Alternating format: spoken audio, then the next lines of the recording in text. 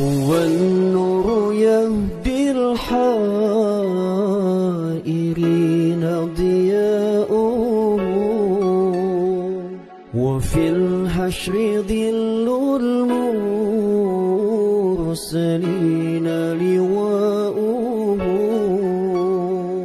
تلقى من الغيب المجرد حكمة، بها أمطرت في الخير